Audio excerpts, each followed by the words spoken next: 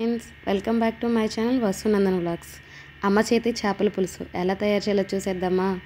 3 చిన్న size onions, 6 పచ్చిమిరకాయలు, పసుపు, ఉప్పు, కారం మీ రుచికి సరిపోయినంత వేసుకొని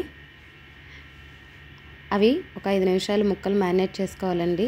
తర్వాత చిక్కగా తీసుకున్న ఒక మీడియం సైజు నిమ్మకాయ అంత చింతపండు పులుసు వేసి ఒక 1/2 లీటర్ వాటర్ పోసి చక్కగా కలుపుకొని దాన్ని పొయ్యి మీద పెట్టుకోవాలండి హైలో 6 or 7 minutes. తర్వాత మూత పెట్టి 6 or 7 minutes అయిన తర్వాత తీసేసి చక్కగా 2 చేతులతో మా అమ్మ చూపే విధంగా చేపల పులుసు కలియబెట్టాలండి. అది చూసారా చక్కగా భలే ఉడుకుతోంది, కుతుకుతులాడుతూ ఉందండి. చక్కగా అలా కలగలిపి మళ్ళీ పొయ్యి మీద పెట్టి సిమ్లో పెట్టుకోవాలండి. ఇప్పుడు సిమ్లో పెట్టుకొని ఒక 12 to 13 minutes అలాగే ఉంచాలి. మా మదరు చేపల చట్నీ ఆల్ సైడ్స్ ఒక 5 minutes తర్వాత ఇలా కదుపుతూ ఉంటారండి. అప్పుడు ఆల్ సైడ్స్ చేప ముక్క ఈక్వల్గా ఉడుకుతుంది. నీసు వాసన అనేది అస్సలు రాదండి చేపల పులుసు.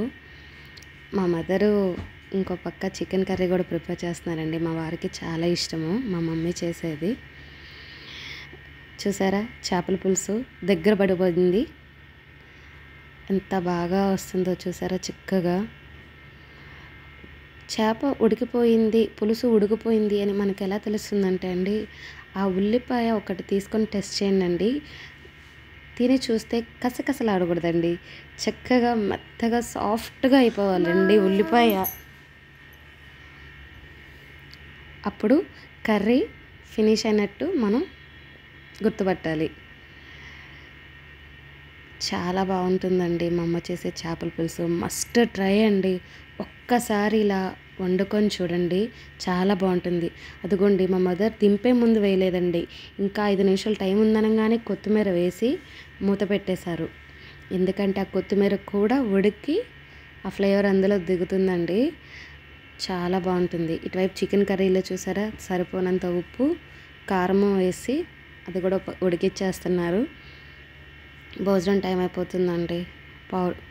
టైం అప్పుడే 1:45 అయిపోయింది. అందుకే మా మదర్ స్పీడ్గా అటు ఇటు కలిపి వండేస్తున్నారు. పనిలో పని ఇటువైపు చికెన్ కూడా షూట్ చేసేసాను.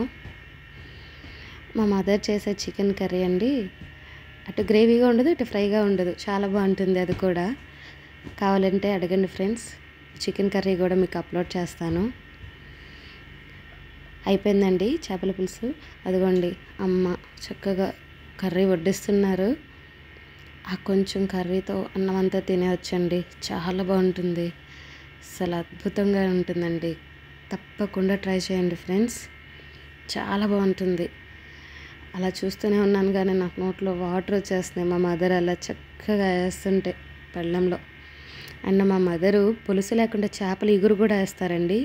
అది మీకు వీడియో చివరిలో పెడుతున్నాను, చూడండి. రెసిపీ కావాలి అంటే అడగండి ఫ్రెండ్స్, వీడియో అప్లోడ్ చేస్తాను. తదుపరి నా విన్నపన, please like, share, subscribe to my channel. Bye friends.